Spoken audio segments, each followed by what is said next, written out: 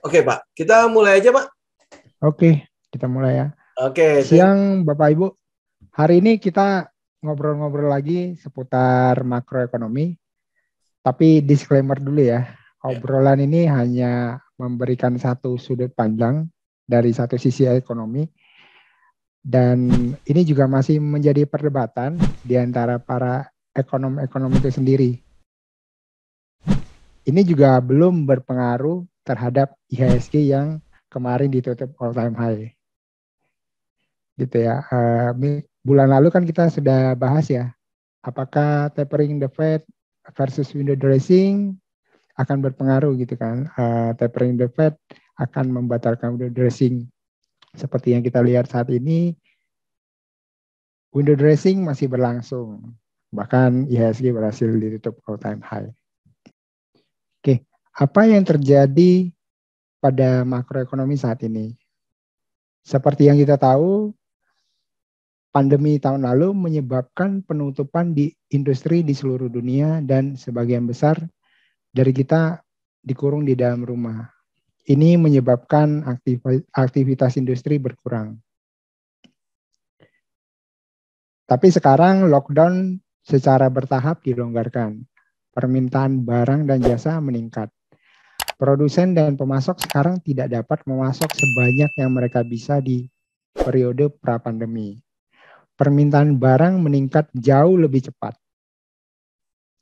Ada banyak alasan yang menyebabkan ketidaksesuaian permintaan penawaran ini, seperti kurangnya bahan baku, banyaknya konsumen yang melakukan pembelian menggunakan uang yang dihemat selama pandemi, dan alasan-alasan lainnya. Ini kemudian menyebabkan krisis rantai pasokan. Kemacetan kapal kontainer terjadi di pelabuhan California. Antrian kapal naik menjadi 83 kapal dan rata-rata waktu tunggu meningkat menjadi 16,9 hari. Ini sebuah rekor baru gitu ya. Setiap sektor rantai pasokan telah mencapai kapasitas maksimumnya.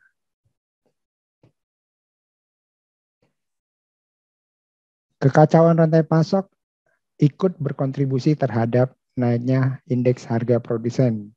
Di Amerika, ini yang ini producer price index-nya Amerika, ini sudah mencapai rekor tertinggi sepanjang masa sejak indeks ini mulai dicatat.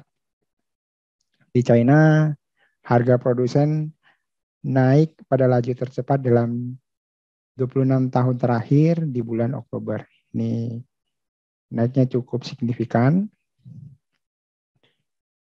Sementara itu, konsumen melaporkan rak-rak toko yang kosong. Di Tiongkok juga antrian customer membanjiri ini ya toko-toko untuk membeli keperluan sehari-hari ya. Harga input inflasi telah naik selama beberapa bulan terakhir, didorong oleh kenaikan harga komoditas dan masalah rantai pasok, sehingga menyebabkan harga output yang lebih tinggi. Di Amerika ini konsisten naik. Terakhir Oktober ini naik 6,2%. Ini melebihi ekspektasi pasar. Di Tiongkok juga ini naik cukup signifikan dari 0,7 ke 1,3.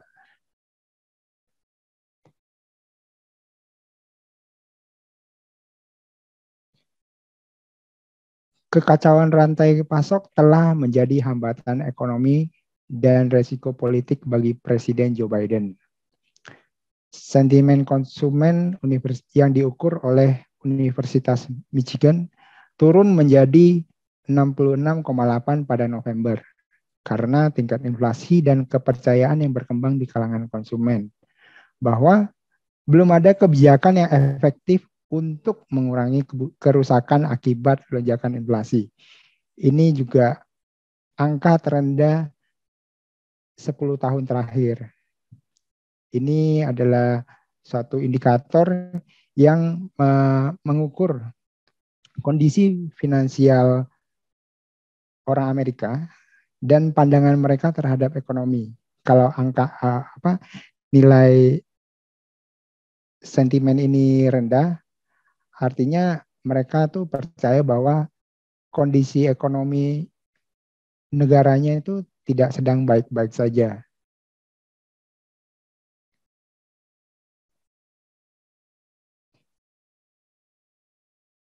Kemudian hal ini juga menyebabkan stagflasi di ekonomi Tiongkok. Karena harga terus naik, sementara data manufaktur menunjukkan produksi melambat. Ini turun ya, anjlok banget di Oktober. Ini udah di bawah level 50, level ekspansi. Jadi stagflasi itu adalah kondisi yang kontraproduktif. Inflasinya konsisten naik, sementara output produksi konsisten turun. Angka pengangguran akan naik.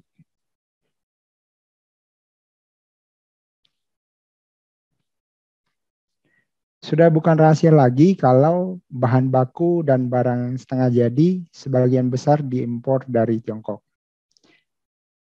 Kenaikan harga barang di Tiongkok juga akan berpengaruh ke kita.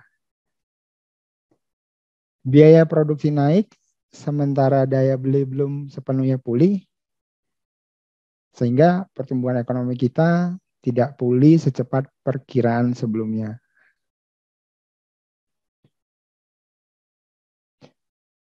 Nah, untuk menurunkan harga, cara yang dapat dilakukan adalah dengan menaikkan suku bunga, sehingga permintaan berangsur turun. Namun sampai akhir tahun tidak ada perubahan kebijakan dari Bank Sentral.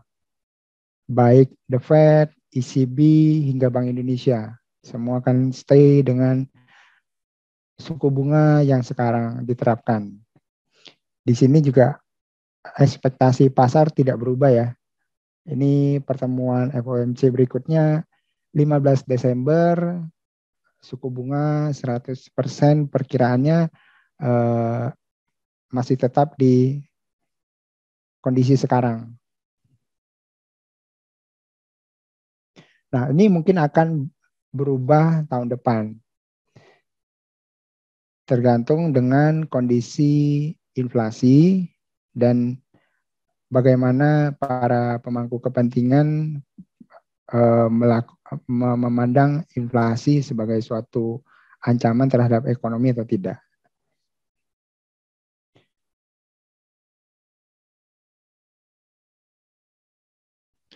Sekian bahan untuk diskusi hari ini, Pak. Bapak Ibu, terima kasih. Oke, thank you Pak. Ini mungkin saya mau itu ya tekanin ke beberapa hal ya mengenai supply chains itu, Pak. Ini sebenarnya mulai dari mana ya? Ada kayak kerusakan itu. Awal mulanya dari mana nih? Tiba-tiba kok ada supply chains yang rusak gitu? Awal mulanya kan ini Pak, COVID ya, banyak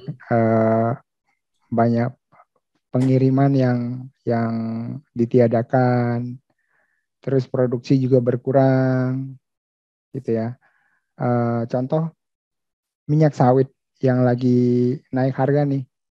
Nah itu kan Malaysia turun produksinya 8% ya, untuk produksi minyak sawit. Nah jadinya kan akibat output produksi turun, terus pengirimannya juga turun, jadinya kan harga naik.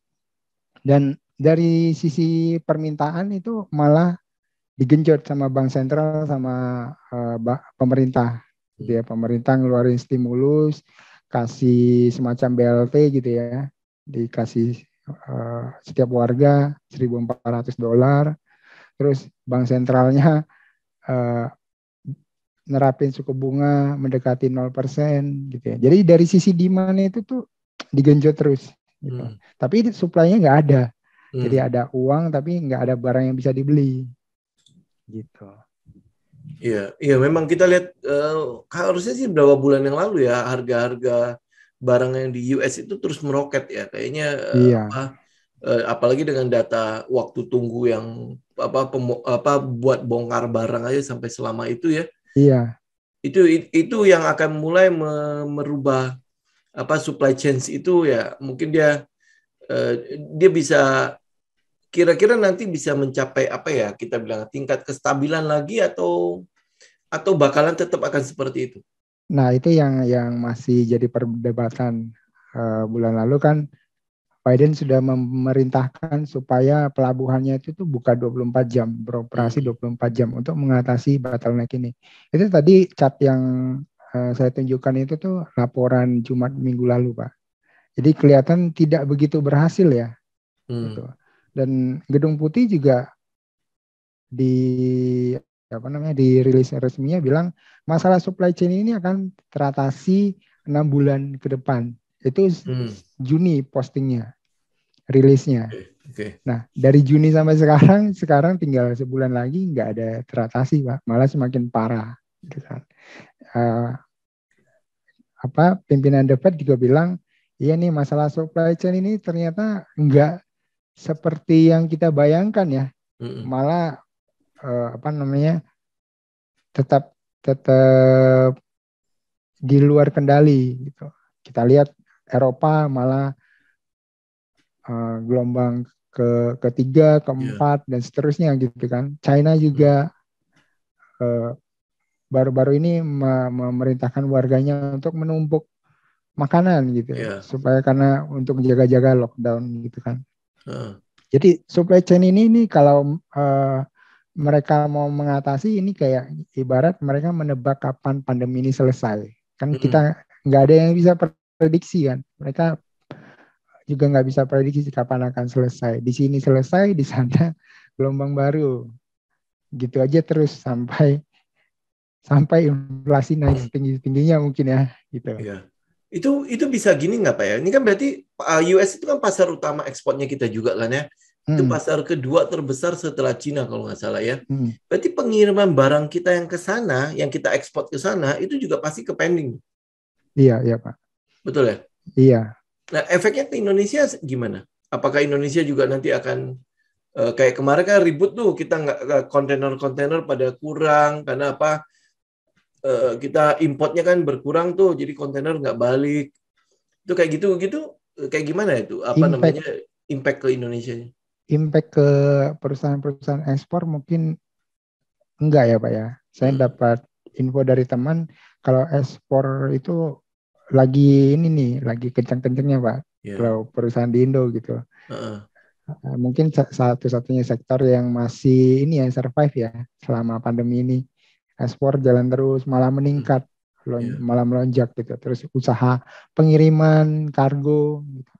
Usaha pelayaran tuh harga pengiriman kan naik, gitu. Jadi kita sih sebagai negara pengekspor tidak berdampak, malah kita menikmati ya Pak ya. Ekspor yang naik malah melebihi kondisi sebelum pandemi Pak. Oke. Berarti ini kondisi cukup bagus untuk Indonesia ya? Iya. Kalau ini bisa berlangsung lama, berarti harusnya Indonesia bisa seenggak-enggaknya devisa atau neraca perdagangan kita akan cukup surplusnya masih akan cukup lama. Itu dari sisi ini ya Pak ya, ekspor kita ya. Tapi jangan lupa juga Pak, kita juga mengimpor bahan baku untuk kita produksi di barang setengah jadi untuk kita olah lagi jadi barang jadi di sini gitu kan. Nah, itu kan kalau harga impornya naik otomatis kan kita juga menderita gitu. Ada teman yang usahanya itu bahan bakunya jagung. Dia cerita kalau harga jagung tuh naik gila-gilaan, terus dia pindah ke broken rice.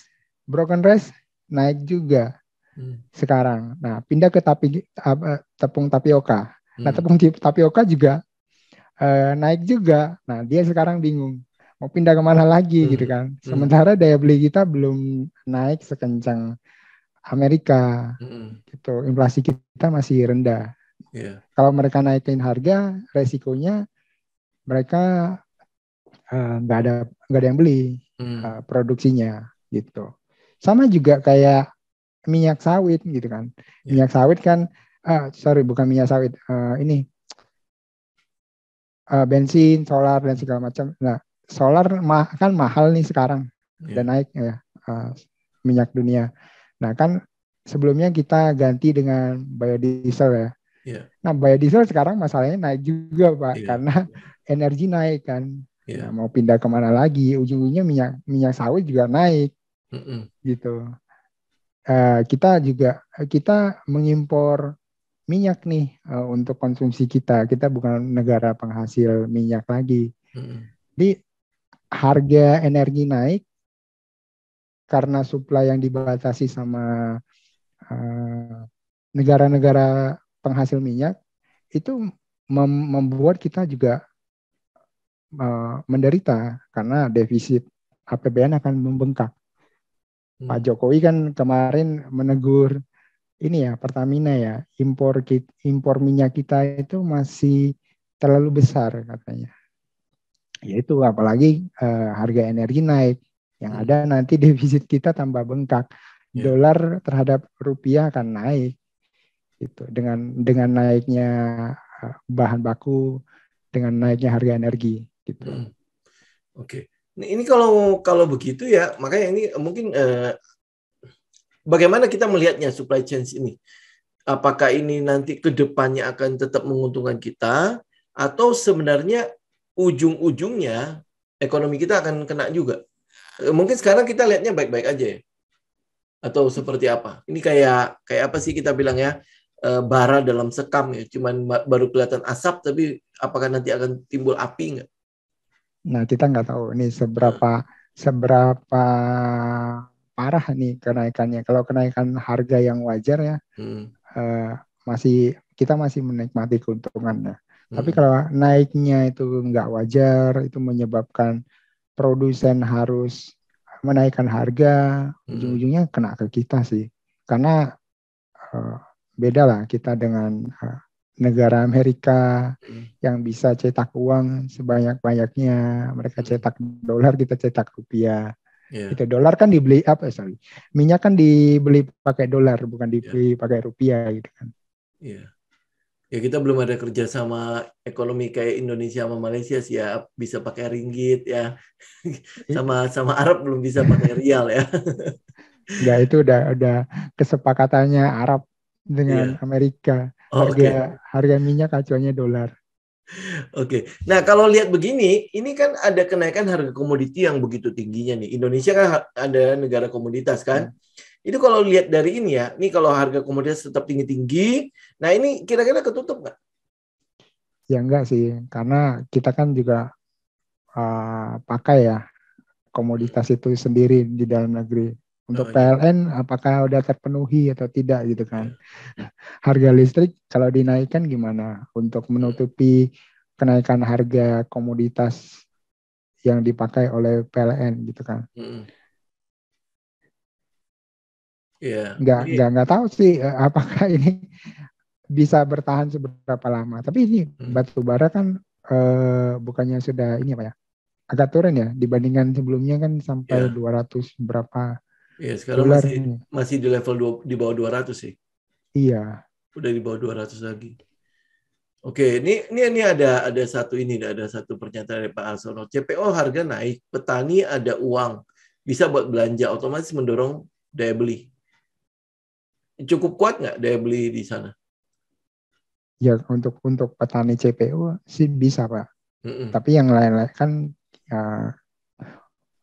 penduduk Indonesia nggak semua petani CPO juga Pak.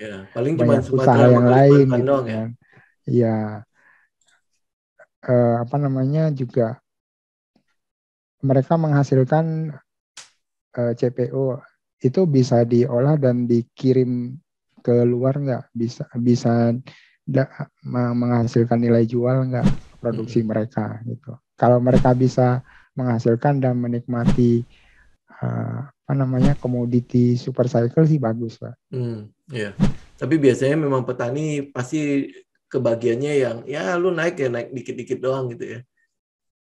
Tidak menikmati benar-benar penuh banget ya harga CPO sekarang all time high. Mungkin di level petani masih belum sampai segitu kali ya.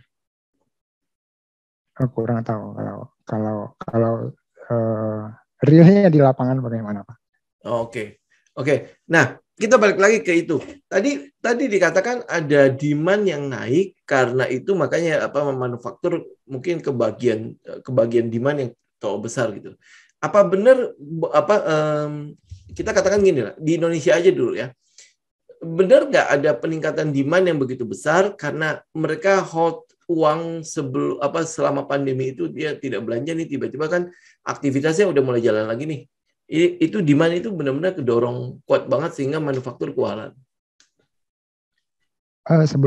Sebelum kita keluar dari ini ya, gelombang kedua Juni Juli lalu, itu juga aktivitas manufaktur kita kan juga tinggi ya, rekor beberapa kali gitu ya.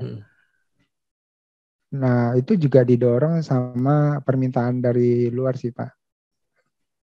Jadi sebenarnya kita boleh dibilang diuntungkan lah untuk saat ini dengan naiknya permintaan dari negara Amerika, dari China, dan negara-negara lain yang terpaksa lockdown. Tadinya kayak Vietnam, Bangladesh.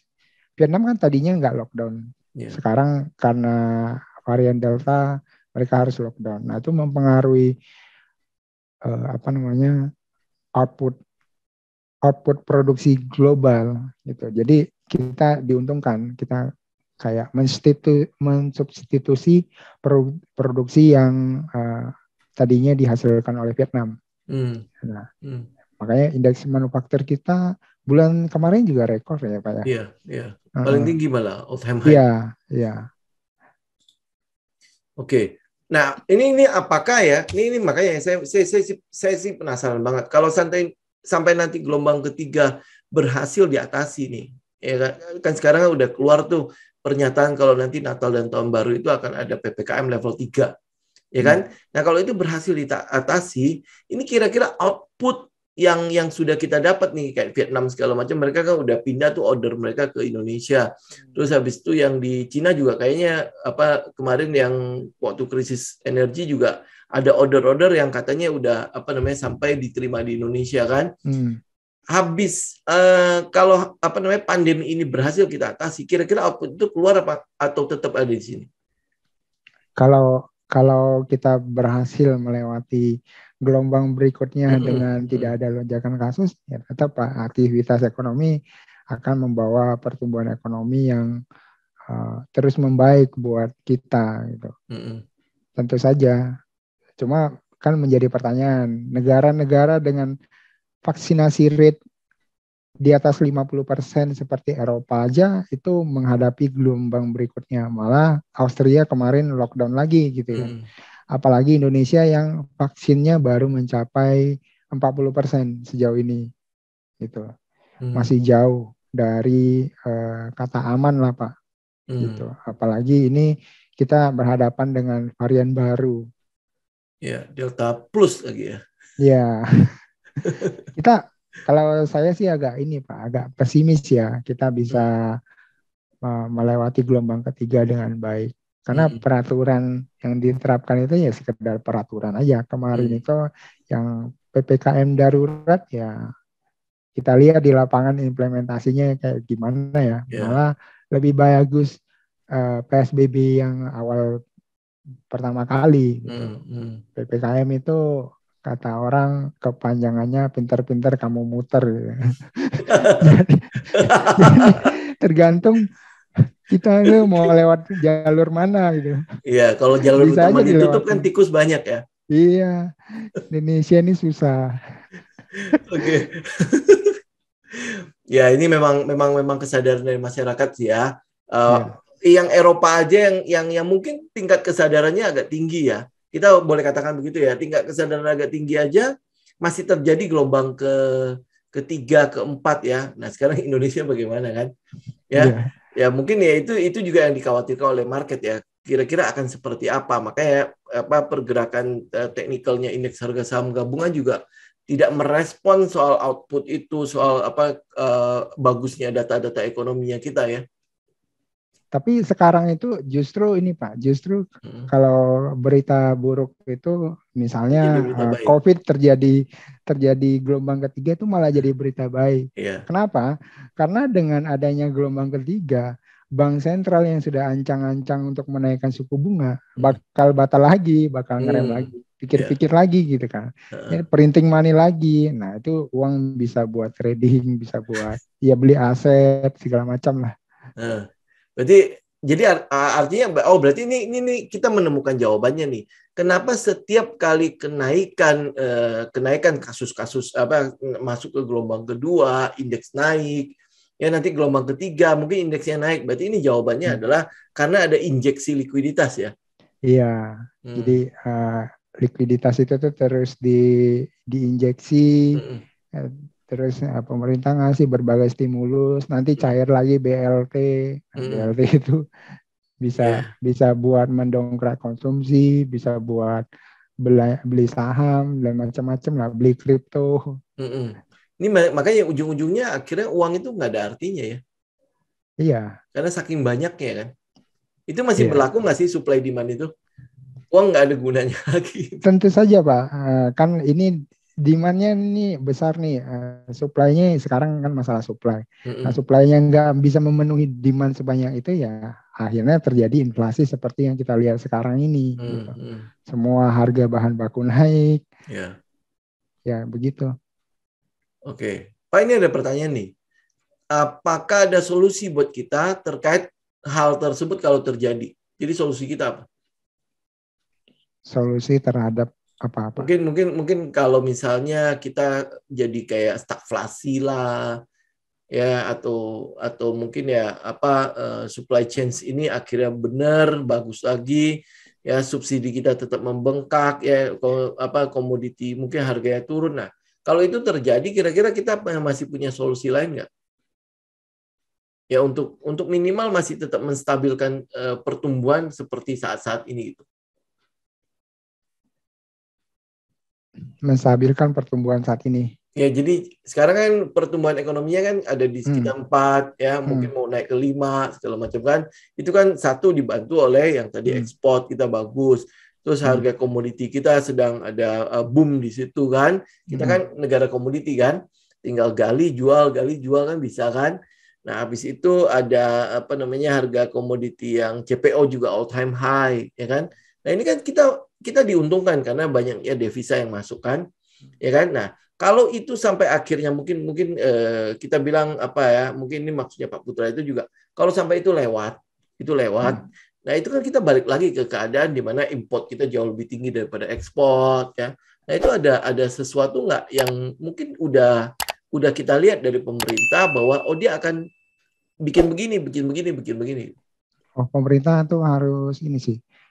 Pertumbuhan ekonomi kita tuh banyak disumbang oleh konsumsi dalam negeri, Pak. Sekarang itu sebenarnya konsumsi dalam negeri kita itu belum pulih sepenuhnya.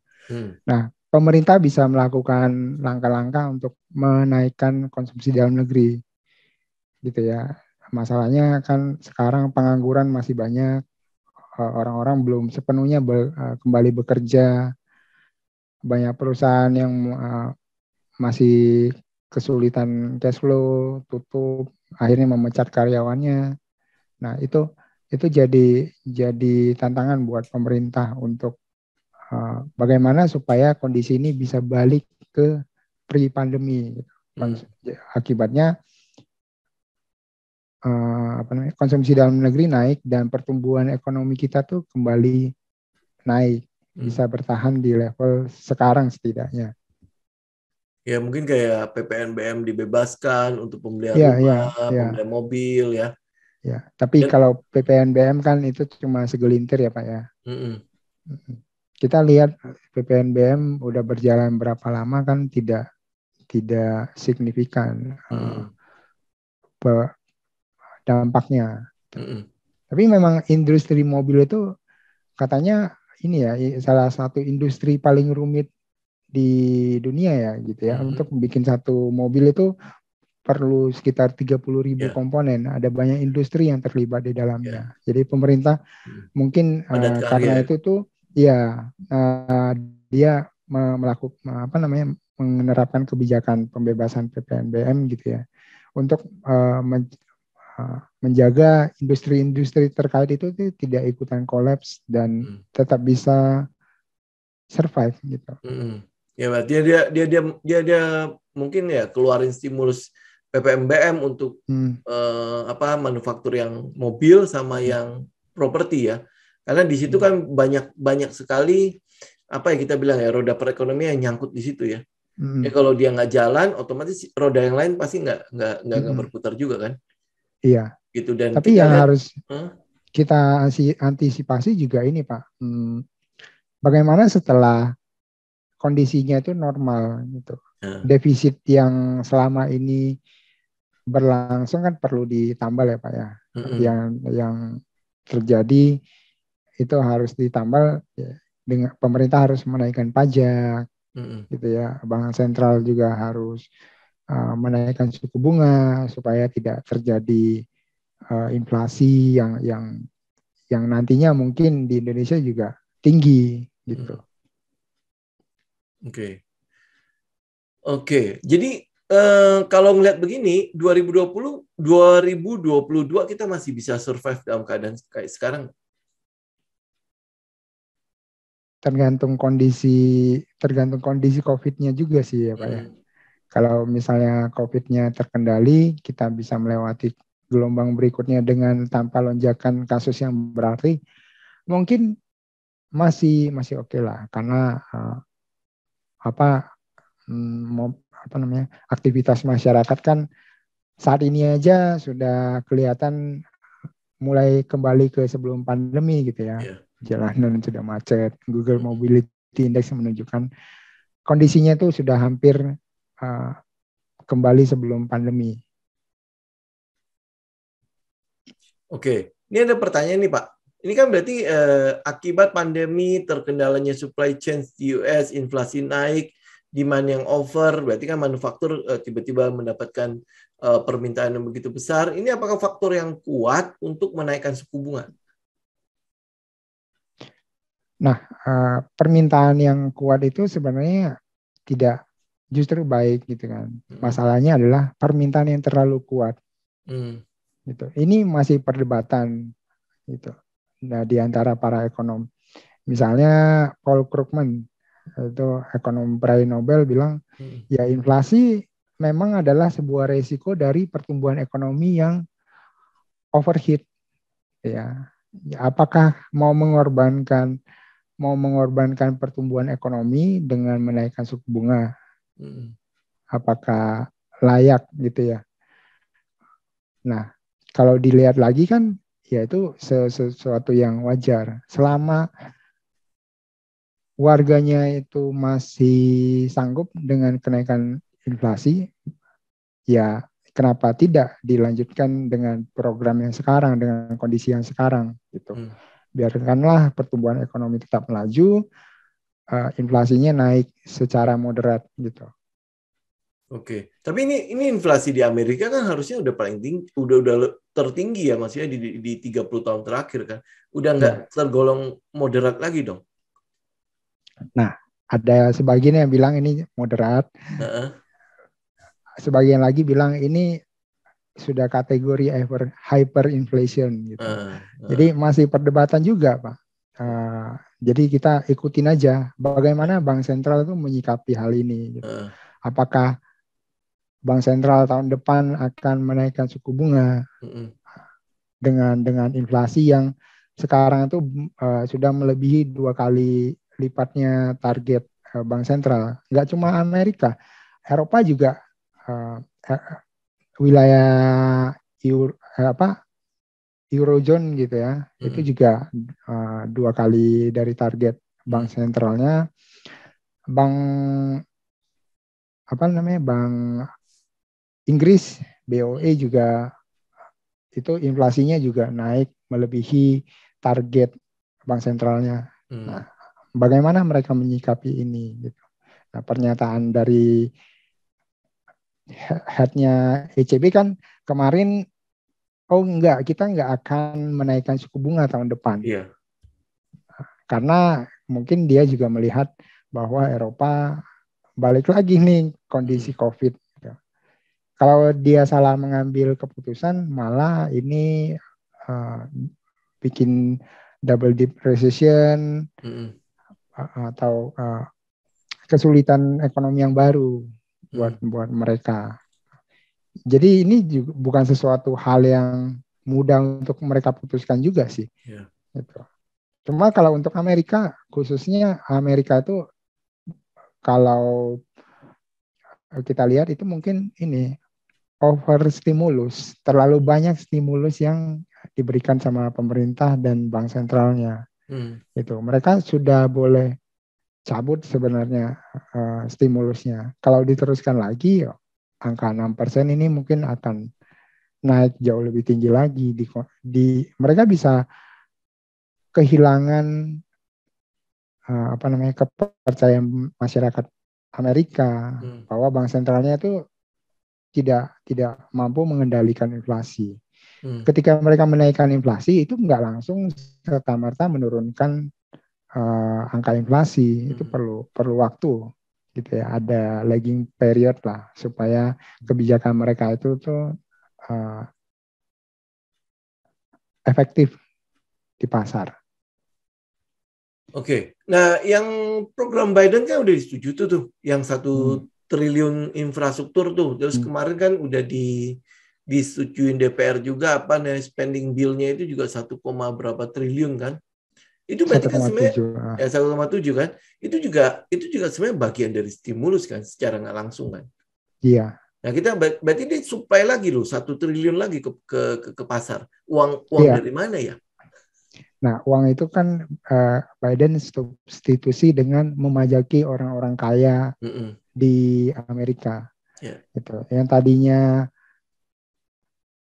tidak ada pajak unrealized gain, sekarang mau diterapkan unrealized capital gain. Nah, unrealized capital gain ini nih juga perdebatan di antara mereka. Bagaimana mereka menghitung pajak untuk sesuatu yang belum direalisasi. Jadi di portonya Pak Budi, kalau Pak Budi cuannya 100% itu tidak dipajakin gitu.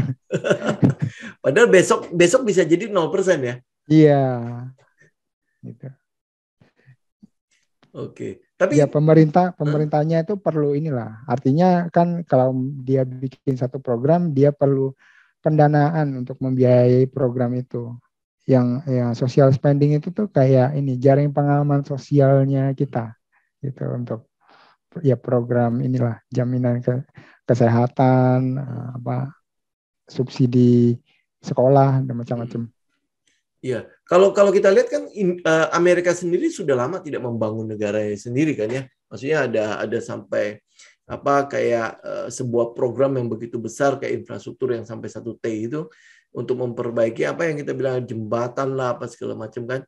Itu kan kayak menggenjot lapangan pekerjaan buat mereka kan. Ya kan? Nah, program ini kira-kira akan diapresiasi atau enggak? Atau sebenarnya gue ini gue udah nggak punya uang, mereka udah nggak punya uang, jadi nanti akhirnya akan ada cetakan uang yang jauh lebih gede lagi. Ya sebenarnya kan kalau kita lihat angka penganggurannya kan rendah, gitu Pak. Job lapangan kerja yang tersedia, angka lapangan kerja yang tersedia itu sampai 10 juta yang masih tersedia gitu ya. Jadi sebenarnya tidak perlu kalau dia bikin program seperti ini kan, ini malah nambah-nambahin defisit APBN-nya mereka. Gitu. Makanya dari oposisi bilang ini malah yang ada menambah defisit APBN-nya Amerika. Gitu ya, defisit kalau tidak diatasi suatu saat kan mereka bisa gagal bayar utang-utangnya mereka. Untuk sekarang aja yang terjadi adalah kalau plafon utangnya tidak di-expand, mereka bisa gagal bayar. Gitu aja terus. Iya, artinya kalau di-expand juga berarti mereka boleh cetak uang kan untuk membayar itu kan? Iya, mereka perlu cetak uang untuk membayar itu. Oke. Itu bisa sampai kapan ya kayak gitu? Sampai warganya sendiri sudah tidak percaya lagi dengan pemerintahnya, sampai masyarakat internasional juga tidak mau lagi memegang surat utangnya Amerika. Mungkin sampai saat itu akan berhenti kali ya Pak ya. Iya, soalnya sentimen juga udah rendah banget kan ya. Iya. Itu di pemerintah Biden ya. Dollar purchasing power kan turun terus gitu. Iya. Udah rendah banget. Nah, dolar mereka tuh makin lama makin nggak berarti juga. Iya. Ininya uangnya gitu. Oke. Nah, ini balik ke ini kalau kita ngomongin US kan udah begitu tuh. Nah, sekarang kita lihat di Cina nih ya. Cina kan kemarin akhirnya menyalip US tuh menjadi negara apa ya, dengan kita bilang apa ya, ekonomi nomor 1 lah udah ya, dia karena udah disalip kan, dan disalipnya bukan cuman kecil-kecil begitu, memang udah langsung disalip gede kan. Ya nggak tahu, mungkin karena perekonomian US yang turun atau memang Cina itu mendapatkan kesempatan untuk growing yang gede pada saat pandemi. Karena kan kita tahu Cina itu kan duluan kelar pandeminya kan. Nah, ini bagaimana kita melihatnya? Sekarang kan Cina, apalagi dalamnya kita dengar apa soal itu ya, kayak ras untuk makanan, mereka timbun, terus lockdown ini kan udah mulai tuh, ada beberapa daerah di situ yang kayaknya ada lonjakan lagi nih. Gitu. Nah, kalau ekonomi Cina mulai kayak gitu, berarti kan sebenarnya pasar ekspor kita juga terganggu kan, karena dua ini US Cina itu kan adalah negara yang selain Eropa kan, itu adalah negara yang buat tempat tujuan ekspor kita yang paling gede kan. Iya, Nah, China itu tuh gimana?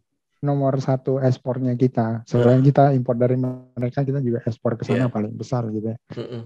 Nah, China itu sudah ekspansi 50 tahun terakhir gitu Pak. Pertumbuhan ekonominya itu tumbuh terus gitu ya. Nah, mungkin sebagai gambaran apa yang terjadi ke IHSG misalnya ya. Kalau naiknya itu 50 tahun terus Pak. 50 tahun terakhir naik terus gitu. Jadi mungkin dari sana pemerintahnya itu melihat bahwa perlu penyehatan pertumbuhan ekonomi. Gitu. Salah satunya mereka melakukan tindakan tegas terhadap spekulasi-spekulasi gitu ya. Properti di sana itu dijadikan aset untuk spekulasi sama penduduknya. Mereka berpikir bahwa investasi properti itu tuh paling aman di sana, karena ke setiap kayak krisis tahun lalu pemerintah akan memberikan stimulus. Nah, itu tinggal dipakai buat beli properti aja. Suku bunga turun ya boleh ambil lagi properti cicilan, ambil lagi gitu. Nah, pemerintahnya melihat ini kebutuhannya itu nggak sebanyak itu. Jadi mereka mengambil tindakan tegas, dibatasilah ini sektor-sektor yang sebenarnya itu tuh bubble gitu. Dari sana kan akibatnya kan pertumbuhan ekonominya jadi terhambat, jadi menurun. Nah, tapi ini sesuatu yang kayak koreksi wajar lah kalau kita bilang di pasar saham gitu. Kalau suatu saham itu naik terus kan nggak bagus ya Pak ya. Kita perlu ada koreksi sehat sebelum melanjutkan kenaikan yang lebih tinggi lagi. Nah, China sedang melakukan itu gitu. Dia sedang menyehatkan pertumbuhan ekonominya dari sisi yang wajar. Misalnya dari sisi sektor digitalnya itu benar nggak, sehat nggak, gitu ya. Nah, itu sih yang sedang terjadi di China. Jadi mereka juga mungkin menyadari bahwa kalau suatu bubble itu pecah, yang terdampak adalah yang ini nih, investor-investor retail. China itu kan negara sosialis ya. Dia nggak mau sekelompok orang menikmati hasil keuntungan dari keadaan yang terjadi. Gitu. Berbeda dengan Amerika, dengan Eropa gitu ya. Itu bank sentralnya sebenarnya udah warning bahwa pasar keuangan sedang bubble, hati-hati. Mereka juga bulan lalu ngeluarin report tuh, The Fed, bahwa ternyata leverage orang-orang muda Amerika yang usia 20-an itu udah sangat berbahaya. Ya. Hmm. Pinjaman yang mereka ambil buat beli saham, beli kripto dan segala macam itu udah di level berbahaya. Tapi mereka cuma ngomong doang, mereka tidak melakukan sesuatu. Beda dengan China. Di tahun 2015 aja misalnya, ketika semua orang itu mulai dari tua, muda itu cuma duduk beli saham, pemerintahnya melihat itu sebagai sebuah ancaman terhadap ekonominya. Mereka membatasi kan. 2015 itu kan pasar saham pasar saham China itu anjlok, gitu ya. Nah sekarang juga mereka melihat ini ada sebuah spekulasi yang berlebihan. Mereka menertibkan ini gitu. Supaya ketika ini berakhir mereka nggak kena dampak seperti yang luar biasa itu. Ya, itu yang kita lihat setiap kali memang kelihatannya kayak bubble yang mau datang dia turunin dulu gitu ya. Iya. Dia anjloknya jadi udah nggak tahu parah kan. Iya. Oke, nah sekarang balik ke Indonesia nih. Indonesia kan juga begitu ya. Kita lihat neraca perdagangan kita sejak 2020 akhir lah itu udah surplus tuh sampai sekarang. Itu belum defisit lagi kan. Berarti kan sebenarnya kita udah mulai menikmati nih pertumbuhan di cadangan devisa, ya kan ada devisa yang masuk, terus neraca yang surplus. Harusnya defisit kita juga bisa mulai terkendali lah. Kalau kemarin kan sempat sampai 7%, ini mungkin udah mulai kecil jadi sekitar 5 ya, apa nanti dia bisa balik ke 3. Ya, kalau kondisi COVID terkendali kan pemerintah tidak perlu ini Pak, pembiayaan untuk menangani COVID Pak. Gitu. Ya kita berharap supaya tidak ada gelombang-gelombang berikutnya supaya defisit APBN kita tuh nggak tambah parah, gitu ya. Utang kita nggak tambah parah. Gitu. Iya. Kalau kita bandingkan dengan kondisi IHSG ya memang tidak sejalan gitu ya. Iya, Di defisitnya makin lebar, IHSG all time high gitu. Karena itu tadi faktor ekonomi terbesar Amerika dan negara Eropa yang lain-lain itu masih ini printing money, terlalu banyak uang yang beredar di pasar. Jadi uang ini kemudian digunakan untuk membeli aset, sehingga nilai aset menjadi bubble. Oh, oke. Nah ini saya jadi ingat ya, ada sebuah pertanyaan bilang begini, indeks harga saham gabungan kita, indeks kita sama indeks US itu kan kayak anomali banget ya. Indeks US naik tinggi, kita sedang konsolidasi. Indeks US itu sedang turun, kita malah naik. Masih ada hubungannya nggak sih? Masih ada korelasi nggak sih? Makanya apa ya tetap harus kita lihat di sana. Kalau secara ekonomi beda jauh ya Pak ya. Inflasi mereka tuh 6,2% terakhir, kita 1%. Jauh beda kondisi ekonomi kita dengan mereka, dan output ekonomi kita tuh juga jauh berbeda. Dan kalau IHSG kan market cap kita itu kan jauh lebih kecil dibandingkan Amerika. Kalau biasanya kan di IHSG juga kita bisa lihat ya Pak ya. Kalau yang market cap-nya gede itu susah digoreng ya Pak ya. Tapi kalau misalnya market cap kecil itu bisa digoreng. Nah, mungkin investor asing itu tuh di sana itu udah stagnan, udah sideways, ya gorenglah yang market cap kecil di Indonesia. Gitu. Selama asing masih masuk, kita bisa menikmati kenaikan seperti yang sekarang.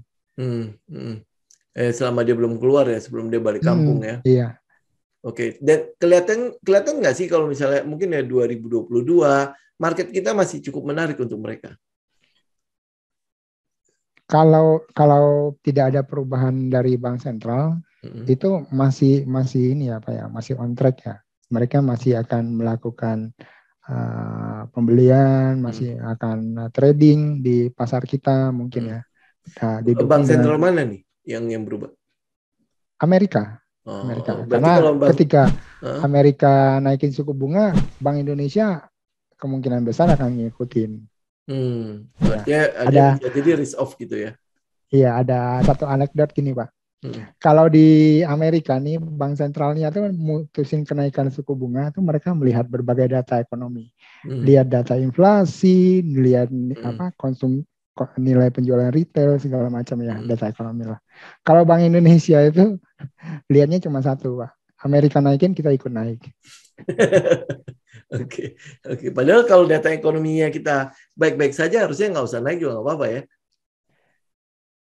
Sebenarnya itu untuk mencegah ini sih Pak, mencegah outflow ya betul. Kalau spread bunga kita dengan Amerika mengecil, ya mereka tentu akan mindahin dananya ke negara yang lebih aman gitu kan. Kita negara emerging market kan ini ya ada resiko di sana gitu.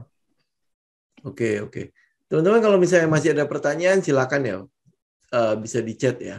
Oke, jadi artinya Indonesia di 2022 ini kesimpulannya seperti apa Pak? Kalau melihat kondisi seperti sekarang. Untuk Indonesia dan secara keseluruhan aja ya Pak ya. Kalau inflasi ini terus naik, tentu pada akhirnya Bank Sentral harus melakukan sesuatu. Di 2022 market mungkin tidak akan sebaik sekarang ya untuk kita melakukan investasi untuk trading gitu. Karena kecenderungannya akan terjadi outflow dari pasar modal. Ketika Bank Sentral menaikkan suku bunga kan aset-aset yang beresiko itu tuh cenderung dihindari. Gitu. Oke. Berarti ya kesimpulannya mungkin 2022 mungkin tidak akan sebaik 2021 ya. Tapi ya tetap kita mesti pantau ya mengupdate data-data yang ada, termasuk yang paling dekat itu adalah yang gelombang ketiganya kita ya. Akan seperti apa ya. Tapi kalau itu terkendali masih cukup optimis lah ya 2022 ya Pak. Iya. Itu Indonesia doang. Indonesia iya Pak. Masih cukup optimis ya Pak. Ya, selama The Fed tidak menaikkan suku bunga, terus COVID terkendali, lanjutkan high berikutnya untuk IHSG. Iya, apalagi kalau misalnya harga komoditi terus naik juga ya, maksudnya masih bertahan di sini kan, kita harusnya cukup dapat dapat keuntungan advantage dari situ ya. Oke. Untuk menutup pertemuan ini ada sesuatu yang bisa mungkin dipesankan ke teman-teman? Mengutip ini Pak. Pesan dari Warren Buffett. Warren Buffett bilang apa yang bisa dipelajari dari sejarah adalah orang-orang tidak pernah belajar dari sejarah.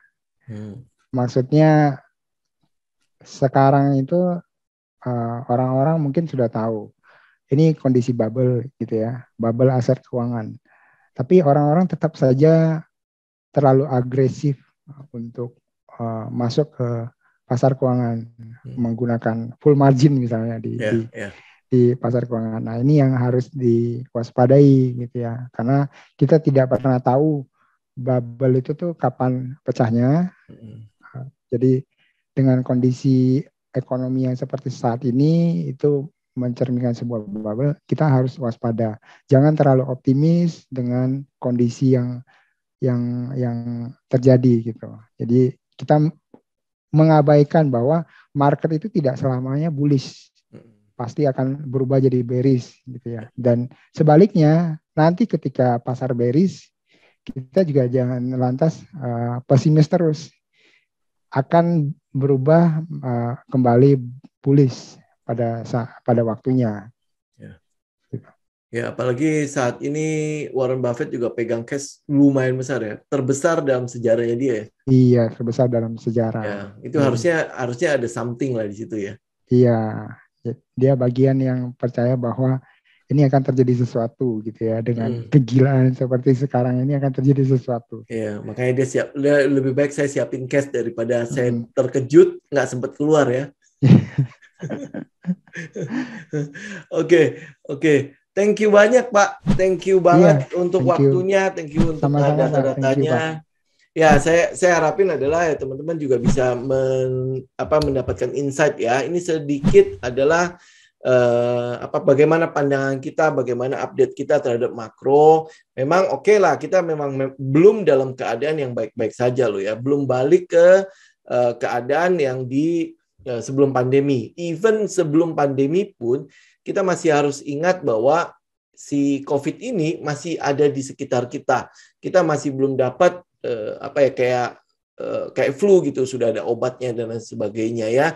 Even yang Eropa yang mungkin masyarakatnya udah begitu patuh saja, sudah punya tingkat vaksinasi di atas 70% pun masih timbul gelombang ketiga, gelombang keempat ya. Jadi ya buat teman-teman juga sekalian ya semakin kita menyadari bahwa hal ini ya teman-teman juga harus bisa menjaga, seenggaknya kita menjaga diri kita sendiri lah ya sama keluarga kita, bagaimana kita bisa membantu agar ya gelombang ketiga ini bisa kita lewatin. Kalau kita bisa lewatin itu, setidaknya ya kita masih bisa menikmati lah ya sedikit proses untuk market Indonesia yang masih akan tenang-tenang seperti ini. Walaupun ya masih kayak di atas sekam ya, di atas bara ya. Tinggal tunggu kapan boomnya aja kan, ya kan? Nah, cuman kondisi itu kan kita tidak pernah tahu kapan itu terjadi. Setidaknya ya skenario demi skenario teman-teman ikutin ya. Ini lihat paling dekat itu ya gelombang ketiga dulu. Kalau gelombang ketiga tidak ya puji Tuhan kita masih bisa lanjut ya. Mungkin indeks kita juga masih akan bagus.